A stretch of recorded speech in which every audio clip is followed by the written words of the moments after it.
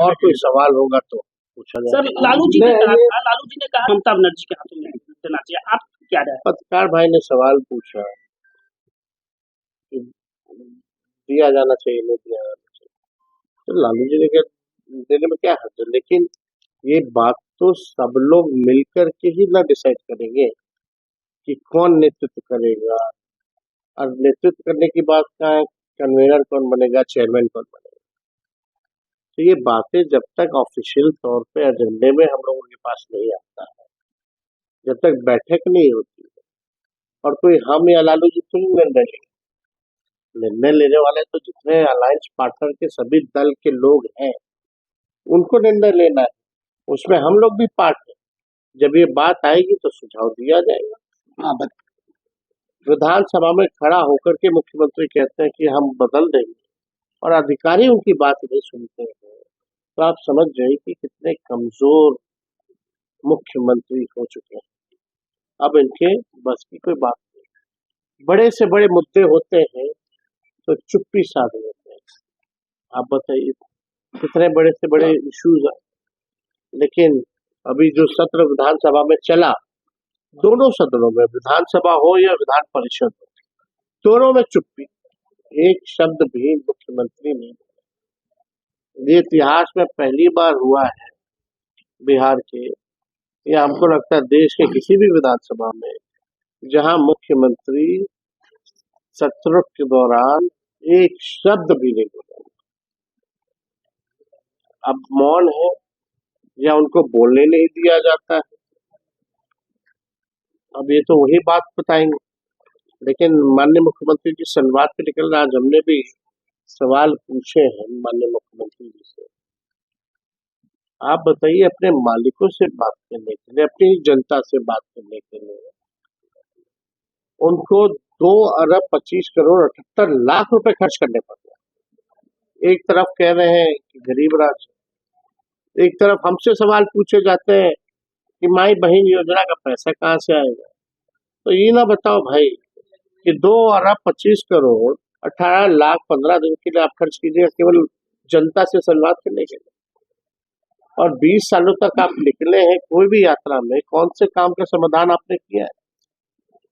जनता दरबार लगाया, आप लोग भी लाइव देखते होंगे, पटना में जो लगता हुआ, एक ही व्यक्ति 5 बार आया लेकिन उसका समस्या का समाधान नहीं हो पाया। तो क्या उम्मीदें की जा सकती? वहां तो पिक एंड चूज लोग आएंगे, बंद कमरे में बात करेंगे, अपना निकल जाएंगे।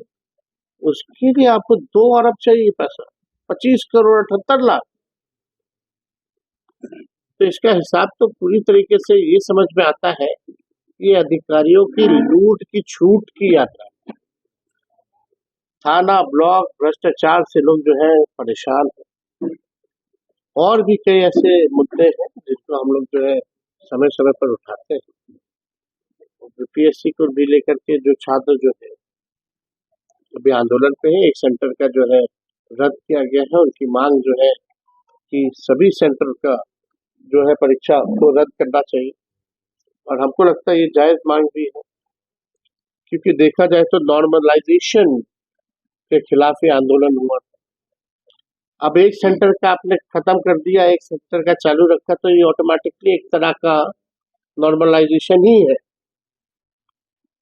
जिन छात्रों ने ये कहा कि उन्हें पेपर जो है 1 घंटे 2 घंटे लेट में क्वेश्चन पेपर, तो उनके साथ अन्याय है, उनके भविष्य के साथ खिलवाड़। समय निकल जाएगा तो उनका मन निकल रहा है, फिर मौका उनको नहीं मिलेगा।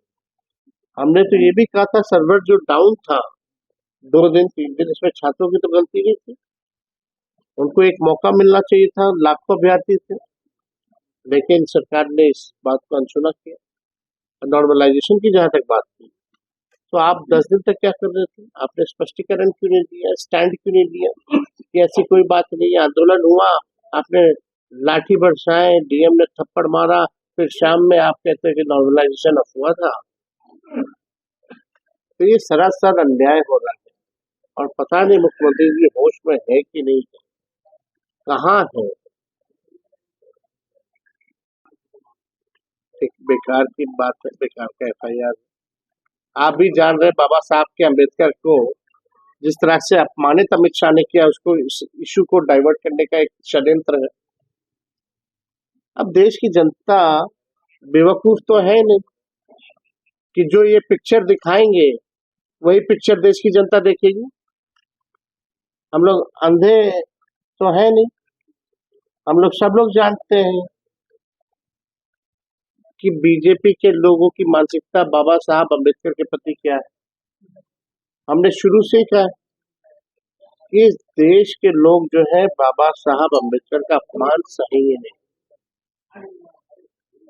और जो भाषा के क्या बाद में बोले क्या पहले बोले छोड़ो, वो तो जो लिखा हुआ था वो बोल रहे थे। जो अपने मन से उन्होंने 17 सेकंड में जो बोला वो सच्चाई निकल आई।